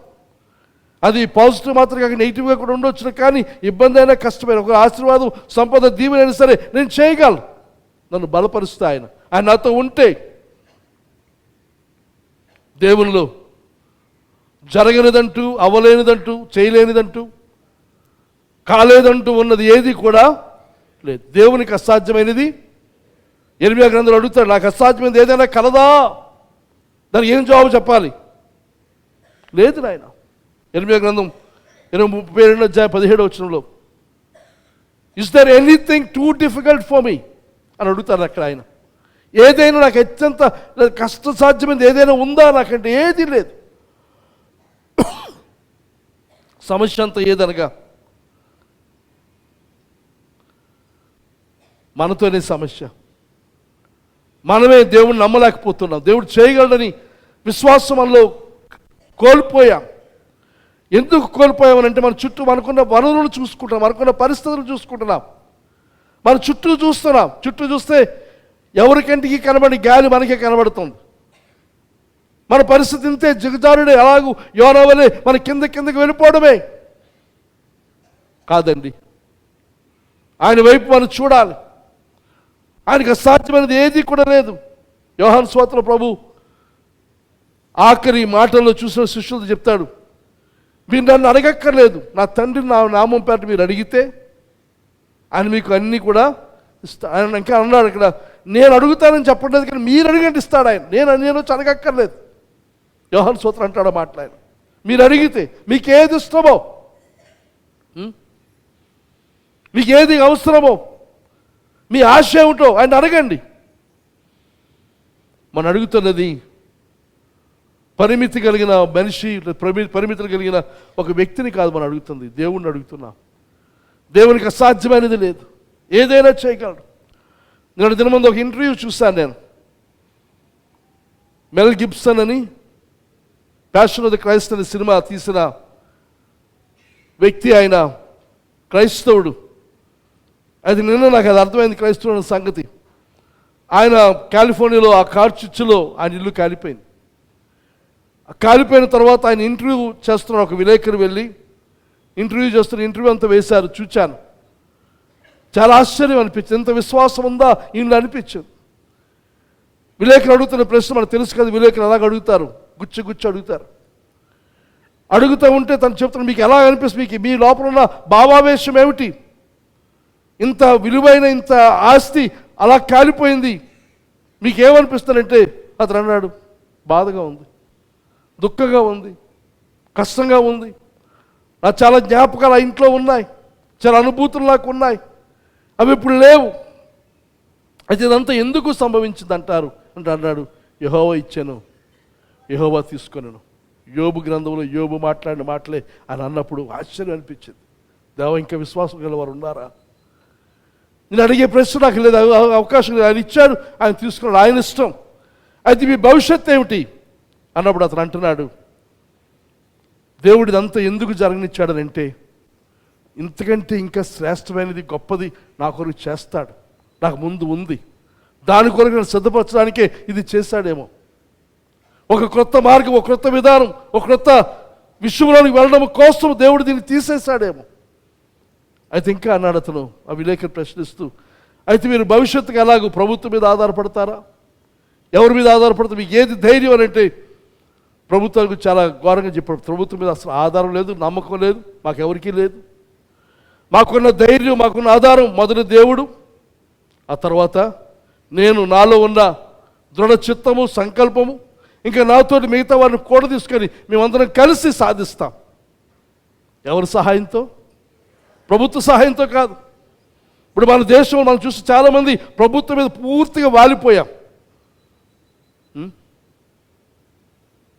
మన ఆధారం, మన ధైర్యం ప్రభుత్వమే. దేవుడి కంటే ప్రభుత్వం మనకు గొప్ప అయిపోయింది, ముఖ్యమైపోయింది.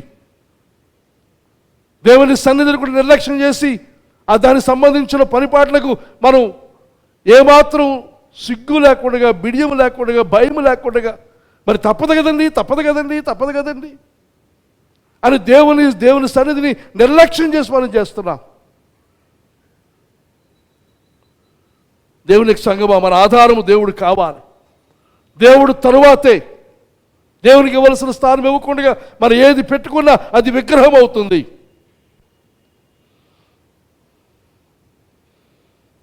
మనం దేవుని సన్నిధిలో ప్రార్థన చేస్తే ఇంకా ఆ కోల్పోయింది చాలా, మనం ఊహించలేని ధనం అది. వాళ్ళు కోల్పోయిన, నష్టపోయిన ఆ ధనము, ఆ సంపద మనకు తెలియదు, ఆ అర్థం కాదు. కానీ అంత పోయినా మళ్ళీ ఇంక వెళ్తాను, ముందుకు వెళ్తాను నేను. దీనికంటే ఇంకా శ్రేష్టమైన స్థితికి నన్ను తీసుకుని వెళ్ళడానికేమో ఇలా చేస్తాడు దేవుడు. ఎక్కడ కూడా దేవుని ఎడల తిరుగుబాటు, వ్యతిరేకత కనబడలేదు. మనకు చిన్న కష్టం వస్తే చాలు ఎన్ని మాటలు అనేస్తామో దేవుణ్ణి. కనుక దేవుని సంగం మీరు చూసినప్పుడు మనం చూడవలసింది ప్రభు వైపు, ఆయన వాక్యం వైపు, ఆయన మాట వైపు. అని అంటున్నాడు, అడుగుని మీకు ఇవ్వబడును. ఇంకా మత్తయి 18 మనం చూస్తే భూలోకమందు ఇద్దరు ఏకీభవించి ఏది అడిగినా, ఇద్దరు ఏకీభవించి. ఇద్దరు అంటే ఎవరు కావాలి? మీ భార్య భర్తలు ఇద్దరు, లేదా అక్క చెల్లెలు ఇద్దరు, అన్నదమ్ములు ఇద్దరు, ఇరుగు పొరుగులను మీరు ఒంటరిగా ఉన్నట్టు ఇద్దరు కలిసి ఏకీభవించి ఒక్క విషయాన్ని గురించి అడగండి, ప్రార్థన చేయండి, ఏదైనా సరే ఆయన మనకు ఇస్తాను వాగ్దానం చేస్తున్నాడు. ఇంకా 2 కొరింథీ పత్రిక 4:15 అంటున్నాడు. 2 కొరింథీ పత్రిక 4:17 కాగా ఎవడైనా క్రీస్తు యేసునందున్న ఎడల వాడు నూతన, క్షమించండి 4:17 క్షమించండి. మేము దృశ్యమైన వాటిని చూడక అదృశ్యమైన వాటిని నిదానించి చూచుచున్నాము గనుక. అది 16 అంటున్నాడు, కావున మేము అధైర్యపడం. మనకందరికి ఉన్నది ఏమిటి ఇప్పుడు? అధైర్యమే. అధైర్యం మనందరికీ ఉంది. మేము అధైర్యం దేనికి? మా బాహ్య పురుషుడు అంటే దేహం కృషిస్తుంది. ఇది ఎలా కృషిస్తుంది? షుగర్తో, బీపీతో, థైరాయిడ్తో, ఇంకా కిడ్నీ బాధతో, రకరకాల బాధలతో కృషిస్తూ అంతకంతకు తగ్గిపోతూ ఉన్నాం, కృషిస్తుంది. కానీ ఆంతర్య పురుషుడు, ఈ బాహ్య పురుషుడు తగ్గుతూ ఉండడానికి ఆంతర్యం అనగా అసలైన మనం ఆత్మీయంగా ఎదగవలసిన అవసరం ఉంది. ఈ శరీరంతో పాటుగా మనం కృషించిపోవద్దు. మనకి బలహీనత, మనకి ఇబ్బంది, మనకి లేమి, మన కష్టంతో పాటుగా మనం ఆత్మీయంగా కృషించిపోకూడదు. భౌతికంగా మన నష్టం కలిగిన కృషించిపోతున్న ఆత్మీయంగా లోపల మనం బలంగా నిన్న విన్న ఇంటర్వ్యూ మెల్ గిబ్సన్ లోపల బలంగా ఉన్నాడు ఆయన. నేను ఆ ఇంటర్వ్యూలో చూశాను. అతను అన్నాడు, ఎవరో స్నేహితులు ఫోన్ చేశాడట. ఫోన్ చేసి, నీకు చలి ఎలా ఉంటుంది, ఎలా తట్టుకుంటున్నావు, కోట్ ఏమైనా ఉందంటే కోట్ లేదట. ఆ స్నేహితుని చెప్తే నాకు కోట్ లేదు, అయితే నాదే నీకు కోట్ ఉంది, ఎక్స్ట్రా కోట్ ఉంది, అది తీసుకొని వస్తాను అంటే వాళ్ళ పరిస్థితి చూడు ఎంత దిగజారిపోయిందో. ఆ పరిస్థితులు ఎక్కడ కూడా దేవుడు నన్ను స్థితికి తెచ్చాడు. ఆయన సినిమా తీశాను, ఆయన సినిమా మరణాన్ని నేను చూపించాను, అనేక మంది ప్రభువుని తెలుసుకున్నారు, దాని ఫలితం ఇదా అని అడగలేదు. మనం అడుగుతాం, వెంటనే అడుగుతాం, మనం దెప్పుతాం దేవుణ్ణి. మన ఆత్మీయ పరిణితిలోనికి మనం రావాలి. ఆంతర్య పురుషుడు బలము కలిగిన వాడే ఎదగవలసిన అవసరం ఉంది అని చెబుతుంటాడు. మేము దృశ్యమైన వాటిని చూడక అదృశ్యమైన వాటిని నిదానించి చూచుచున్నాము గనుక క్షణమాత్రముండు మా చులకని శ్రమ మా కొరకు అంతకంతకు ఎక్కువగా నిత్యమైన మహిమ భారమును కలుగు చేయుచున్నది. అనగా అదృశ్యమైనవి అనిత్యములు, అదృశ్యమైనవి నిత్యము, దృశ్యమైనవి అనిత్యములు, అదృశ్యమైనవి నిత్యములు. అదృశ్యమైన ప్రస్తుతం మన కంటికి కనబడకుండా దూరముగా ఉన్న అనేక ఆశలు, అనేక ఆలోచనలు, అనేక దర్శనాలు మన ఆశిస్తున్నవి, అవి నిత్యం. మన కంటికి కనబడుతున్న ఈ పరిస్థితులు నిత్యం కాదు. మనకి వేదన, కష్టం, బాధ, ఇరుకులు, ఇబ్బందులు ఇవి శాశ్వతము కాదు.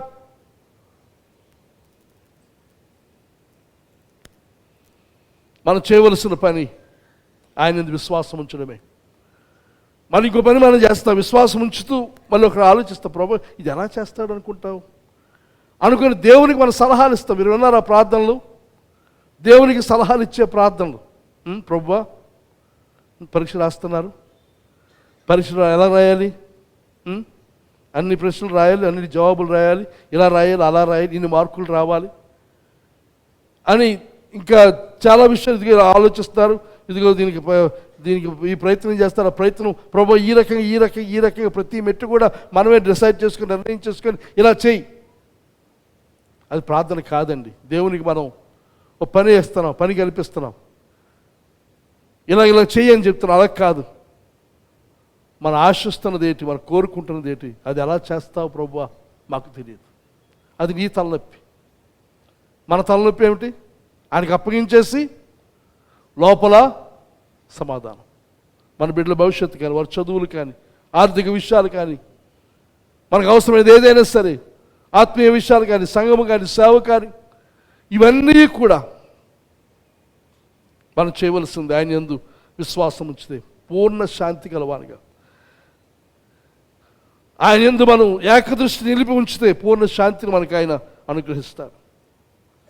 మిమ్మల్ని గురించి ఆయన చింతిస్తున్నాడు, కానీ మీ చింత యావత్తు మరి ఆయన చింతించి మనము చింతిస్తే ఉపయోగం ఏమిటి? మన చింత వల్ల జరిగేది ఏమిటి? వాక్యం రాయబడింది, మన చింతించడం వలన మన ఎత్తు మూరెడెత్తు పెంచుకోలేం, మన రంగు మార్చుకోలేం, మన ఏ స్థితిని మనం మార్చలేం, మనలో ఏమీ లేదు. కొంతమంది అంటారు, నా సంగతి నీకు తెలియదు, నేను తలంచుకుంటే ఏటవుతుంది, ఏటి అవదు, అనుకుంటాం ఏదో అయిపోద్దని, ఏమి అవ్వదు. మనం ఏం చేయలేం. దేవునికి విరోధంగా మనం ఏదైనా సాధించినా అది మనకు నిలబడదు. విశ్వాసం ఉంచాలి, నమ్మిక ఉంచితే ఆయనకు అసాధ్యమైనది ఏదీ లేదు. ప్రార్థిస్తాం కానీ నమ్మం, చెబుతాం కానీ నమ్మం. మనం చేయవలసిన పని ప్రార్థించడం మాత్రమే కాకుండా విశ్వసించాలి. ప్రార్థించిన తరువాత మన యొక్క ఆలోచన ఒకసారి పరీక్షించుకోవాలి. ఏం ఆలోచిస్తున్నాను? కొన్నిసార్లు ప్రార్థన చేస్తాం, వచ్చేస్తాం, బయటకు వచ్చి వద్దండి, ఇది జరగదండి, ఆ రోజులు పోయాయి, ఆ రోజులు అయిపోయాయి, అప్పుడైతే జరుగునేమో. ఆయన వాగ్దానం చేసినప్పుడు వెంటనే నమ్మి వెంటనే మీరు పని చేస్తుంటే అప్పుడు జరుగునేమో. కానీ ఇన్ని సంవత్సరాల తర్వాత, ఇన్ని మార్పులు సంభవించిన తర్వాత ఇప్పుడు జరగదు. ప్రార్థన చేశాం, ప్రభువుని వాగ్దానం చేస్తాం, నెరవేరుస్తాం, ఎంత పవర్ఫుల్గా ప్రార్థన చేస్తాం. కానీ బయటకు వచ్చిన తర్వాత మన మనసులో మాట చేశాం కానీ జరగదు. అంటే ఏమవుతుందంటే మనం చేసిన ప్రార్థన మనమే వెనక్కి లాగేసుకుంటున్నాం. ఒక ఆమె రాశారు, ఒక అతను రాశారు, ఎవరైనా సరే మనుషులు భోజనం లేకుండా 3 వారాలు బ్రతకొచ్చాట. 3 weeks వితౌట్ ఫుడ్. భోజనం లేకుండా 3 వారాలు అంటే 21 రోజులు ఉండొచ్చు. 3 days వితౌట్ వాటర్, నీరు లేకుండా 3 రోజులు ఉండొచ్చు. ఆక్సిజన్ లేకుండా 3 నిమిషాలు ఉండొచ్చు. కానీ however we cannot go 3 seconds without thinking. ఆలోచించకుండా 3 సెకండ్లు కూడా ఉండలేం. తిండి లేకుండా ఉండొచ్చు, నీరు లేకుండా ఉండొచ్చు, ఆక్సిజన్ లేకుండా, ప్రాణవాయువు లేకుండా మనం బ్రతకొచ్చు కొన్ని నిమిషాలు. కానీ ఆలోచించకుండా మాత్రం ఎంత 3 సెకండ్లు కూడా ఉండలేం. అది ఆలోచించేది కూడా చాలాసార్లు ఏం ఆలోచిస్తాం? వాక్యానుసారంగా ఆలోచించాం, పాజిటివ్గా ఆలోచించాం, అనగా ముందుకు తీసుకునే విధంగా ఆలోచించాం. మనం నోటితో చెప్పినది ఒకటి, ప్రార్థన చేసింది ఒకటి, బైబిల్లో చదివింది ఒకటి. కానీ మన ఆలోచనలు దాని పూర్తిగా భిన్నంగా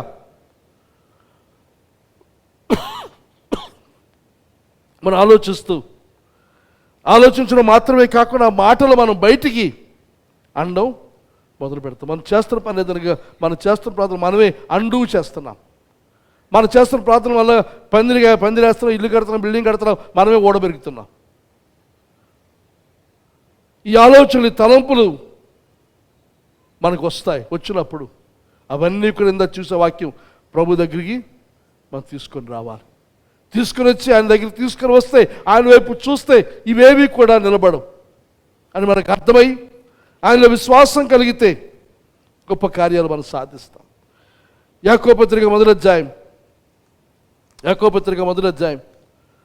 7వ వచనం చూస్తూ అంటాడు, అట్టి మనుషుడు ద్విమనస్కుడై తన సమస్త మార్గమున అస్థిరుడు గనుక ప్రభు వలన తనకేమైనా దొరుకునని తలంచుకొని రాదు. ప్రార్థన చేస్తున్నప్పుడు 2 మనసులతో, ద్విమనసు ఒక పక్క విశ్వాసంతో ప్రార్థన చేస్తే మరో పక్క అవ్వదు, జరగదు. ఇంకెలాగంటామంటే దేవుడు కూడా చేయలేడు. దేవుడు కూడా చేయలేడా? టైటానిక్ సినిమా జ్ఞాపకం ఉందా? టైటానిక్ ఓడ, దాన్ని తయారు చేసిన వారు చాలా నైపుణ్యత కలిగిన వారు, సామర్థ్యం కలిగిన వారు. అది ఎంతో సమర్థవంతంగా చేస్తున్న తర్వాత వారు భరోసా ఏదనగా ఈ ఓడ మునగదు. మరి అక్కడితో ఆగిపోలేదు. ఇంకో మాట అన్నారు, దేవుడు సహితం దీన్ని ముంచలేడు. దేవుడితో సవాల్ చేస్తే ఎలాగ ఉంటుంది? దేవుడు సహితం దీన్ని ముంచలేడు అని పెట్టారు. ఏమైందో ఓడ? సినిమా అయిందంతే, అంతకంటే ఇంకేం కాలేదు. చనిపోయారు జనం, దాన్ని చూడడానికి వెళ్ళిన వాళ్ళు చనిపోతున్నారు. దేవుడు కూడా దీన్ని చేయలేడు, దేవుడు కూడా దీన్ని ముంచలేడు. దేవుణ్ణి మనం వేరుగా చూసినప్పుడు, ఇంకా చూస్తే మరి నోవా కట్టిన ఓడ ఎవరు కట్టారు? షిప్ యార్డా? హిందుస్థాన్ షిప్ యార్డా లేకపోతే కొచ్చిన్ షిప్ యార్డా? స్కిల్ లేదు వారికి, ఆరితేరిన వారికి, ఇంజనీర్లు కాదు, ఆర్కిటెక్ట్లు కాదు, సముద్రాన్ని గురించిన పరిశోధన చేసిన వారు కాదు, మామూలు సామాన్యుడు వ్యక్తి. ఇదిగో ఇలా కొట్టు, ఈ కొలతలు కొట్టు, ఇలా కొట్టు, అలా కొట్టు, దేవుడు చెప్పిన మాట ప్రకారంగా మామూలు నోవా తనతో పాటు ఉన్నవారు. ఆ కట్టిన ఓడ ఏమైంది?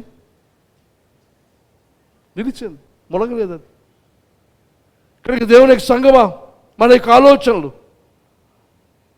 మనసు అవుతుంది, అవ్వదు, ప్రార్థన చేస్తాం కానీ అవ్వదు అని మనం అనుకుంటే, ప్రార్థన చేయాలి కాబట్టి చేస్తున్నాం అనుకుని మనం ప్రార్థన చేస్తే దానివల్ల ఫలితం లేదు. ప్రభు అంటాడు, ప్రార్థన చేస్తున్నప్పుడు పొంది ఉన్నామని నమ్మాలి. ఆ నమ్మకం ఎలాగ వస్తుంది మనకి? అనగా ప్రార్థనతో పాటు మన ఊహ, మన ఆలోచన, దేవుడిచ్చిన సామర్థ్యాన్ని, ఆ ఊహను ఆలోచన తీసుకొని ఆ ప్రార్థన అనుసరించి మనం ఆలోచిద్దాం.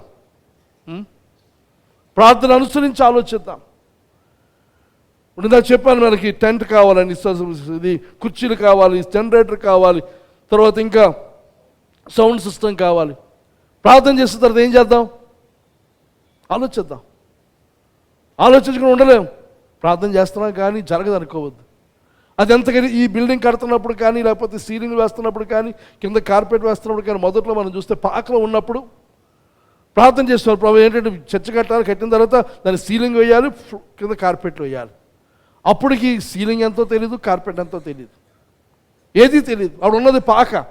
సంవత్సరానికి ఒకసారి అది పడిపోతుండేది, తీసేసి వాళ్ళు ఏదో గడ్డి ఉండేది, రెల్లిగడ్డి తెచ్చి దాన్ని నేయించడం, దాన్ని పట్టాబోయిన పెద్ద ఇంజనీర్ అతను రావడం, అతనితో తగులు గొడవలు కేకలు, దాంతో మొత్తం మీద పని పూర్తి చేసే పరిస్థితి.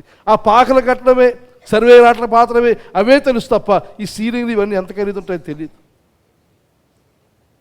దేవుడు చేశాడు, మన శక్తికి మించినది చేశాడు, బలమైన కార్యాలు చేశాడు. కానీ ఇక ముందున్నది కూడా ఇప్పుడు ఉన్న మన శక్తికి మించినది, మన బలానికి మించినది. కనుక మనం ప్రార్థన చేస్తున్నప్పుడు మన ఆలోచన, మన ఇమాజినేషన్, మనకి ఊహలు ఆ వైపు వెళ్ళాలి. మన ప్రార్థన చేస్తున్నది జరుగుతున్నట్టుగా, చూస్తున్నట్టుగా, ఎలాంటిది ఏమిటి, నూతన మందిరం, నూతన స్థలం, ఇంకా మన ముందున్న ప్రతి ఆలోచన, ప్రతి విషయం, మన బిడ్డల విషయమై, మన బిడ్డల భవిష్యత్తు, వారి వివాహాల గురించి, వారి చదువుల గురించి, వారి బిడ్డల గురించి, వారి భవిష్యత్తుల గురించి ఊహించండి, ఊహించండి, ఊహించండి. ఊహించడం ఏమైపోదు కదా. కానీ మనకు ఊహిస్తే ఏం ఊహిస్తాం? ఇది ఇంతే, ఇది బతికింతే, నాశనమే, ఏముండదు, ఎలాగే ఉంటుంది, ఎప్పటికీ మారదు. ఆ ఊహలు తీసే, ప్రతికూలమైన ఊహలన్నిటిని తొలగించి దేవుని సన్నిధికి వెళ్ళి దేవుని వాక్యాన్ని తీసుకొని, వాక్యంలో మన పరిస్థితికి అనుగుణ మాట మనం తీసుకొని, ప్రభు ఇదిగో నీ వాక్యం మీద ఎలాగుంది నమ్ముతూ ఉన్నాను అనే వాక్యాన్ని తీసుకొని మన యొక్క ఆలోచన మార్చుకుంటూ మనం ప్రార్థిస్తున్నప్పుడు ఊహిస్తూ ఉంటే, ఎఫెసీయులకు మనం చూస్తాం, అడుగు వాటికన్నాను, ఊహించు వాటికన్నాను, అడుగు వాటికన్నాను, ఊహించు వాటికన్నాను. మనం ఊహించేది వ్యతిరేకమైతే దానికి అన్నాను. మరి నేను చస్తాననుకుంటే దానికన్నా, నేను అంతే, నేను ఓడిపోతాను. కొంతమంది యుద్ధాన్ని బయలుదేరుతారు, ఓడిపోతాను బయలుదేరుతారు. ఓడిపోక ఏమవుతారు? ఇంకా అత్యధికమైన ఓటమి కలుగుతుంది. కానీ జాగ్రత్త, మన ఊహ, మన ఆలోచన. ఆఖరికి ఎఫెసీ పత్రిక 4వ అధ్యాయం 23-24 వచ్చాను, చదివి నేను ముగిస్తాను. ఎఫెసీ పత్రిక త్వరలో మన ఎఫెసీ పత్రిక వద్దాం, మనం వద్దామా వదిలేద్దామా? ఎఫెసీ పత్రిక ఎవర్రా మాట్లాడరా?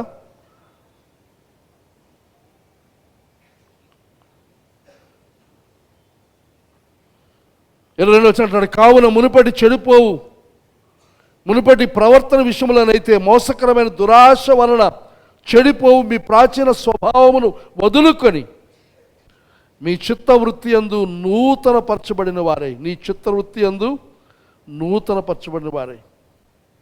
మన మనస్సులో నూతన పరచబడాలి, మన మనసు ఆలోచనలు మార్చుకోవాలి. వ్యతిరేకమైన ఆలోచనలు వస్తాయి, సైతం మనకు కలుగు చేస్తాడు. ఆలోచనే పాపం కాదు, ఆలోచన మనం నిలవనివ్వకూడదు, ఆలోచన స్థానాన్ని ఏర్పాటు చేసుకుని ఇవ్వకూడదు, ఆలోచన ఒక దుర్గముగా ఏర్పడే వరకు మనం ఆగకూడదు. ఒకవేళ ఇప్పటికీ దుర్గం అయిపోయి ఉంటే, కొరింథీ పత్రికలో మనం చూసాం, ప్రభు యొద్దకు దాన్ని తీసుకుని దాన్ని పడగొడతాడు ఆయన, దాన్ని విడగొడతాడు, దాన్ని తొలగిస్తాడు, దాన్ని నాశనం చేస్తాడు. కానీ ప్రతి వ్యతిరేకమైన ఆలోచన దేవుని దగ్గర తీసుకుని వచ్చి, ప్రభు ఇలాగ అనిపిస్తుంది, నాకు ఈ భయం ఉంది, ఎన్నో శోధనలు, ఎన్నో భయాలు, ప్రభు ఎలాగూ నాకు కనబడడం లేదు, దారి కనబడడం లేదు, చుట్టూ సముద్రం అలలు, గట్టు చూస్తే నా కంటికి కనబడడం లేదు, నన్ను మధ్యలో వదిలేస్తామంటే మధ్యలో వదిలేడు ఆయన. అలలపై నడిచి వస్తాడు ఆయన, నడిచి వచ్చి మనలను అలల మీద నడిపింపజేసి మనం చేరవలసిన గమ్యస్థానం చేరుస్తాడు ఆయన. మన గురించిన చిత్తం, మన గురించిన దర్శనం ఇది సంపూర్ణమైనది. మనకి మేలు మంచి చేయడానికి, నిత్యత్వానికి, మనతో ఆనందించడానికి, నిత్యత్వానికి మన ఒక్కొక్కరము మన జీవితాలు ఆలోచన చేసి ఈ స్థితిలో ఉండేవారు, ఇలా ఉండేవారు, దేవుడు మమ్మల్ని ఇలాగ తీసుకొని వచ్చాడు. ప్రభువా ఎంత అలా చేస్తావు నాయన, ఎలా నడిపించుకొచ్చావు, మేము ఎలాగొచ్చావు ఈ స్థితికి ఆ నిత్యత్వానికి ఆశ్చర్యపోయే కార్యాలు మన ఎడల చేయాలని ఆశిస్తున్నాడు. కానీ మనము యోనా వలె ఒక అవిధేయంగా పారిపోతున్నామేమో, లేక పేతురు వలె దేవుని ప్రభుతో కలిసి మనం ఉన్నప్పటికీ భయము, సందేహము, అనుమానంతో మనం ఉన్నామేమో. ఈరోజు మనం దేవుని వద్దకు వద్దాం.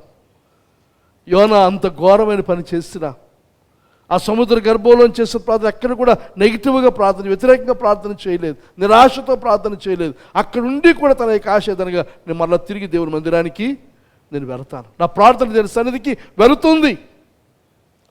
దేవునికి అవిధేయుడైన వ్యక్తి సముద్ర గర్భంలో ఉండి అక్కడ చేస్తున్న ప్రార్థన దేవుడు వింటే, దేవునితో ఉన్న మనము, దేవుని చిత్తాన్ని నెరవేరుస్తున్న మనం, ఆయా ఇబ్బందులు, ఆ కష్టాల్లో మన దృష్టి మరలి ఒకరి గాలిని, తుఫాను చూసి, చుట్టూ ఉన్న పరిస్థితులు చూసి నిరాశపడితే, దయచేసి మనవి చేస్తున్నాను, ప్రభు ఎంతో దూరంలో లేడు, నిన్ను ఎన్నడూ విడువను ఎడబ. మన ఆయన వైపు తిరిగితే ఆయన ఎదురుగుండానే ఉంటాడు. ఆయన మన దగ్గరలో ఉన్నాడు. ఆయన మనం పిలిస్తే వెంటనే మన చెయ్యి అందుకుంటాడు, అందుకుని నడిపిస్తాడు. దాని కొరకు ఉన్నాడు మన ప్రభు తప్ప మనం చెయ్యి అందిస్తే కింద తోసేయడం కోసం కాదు.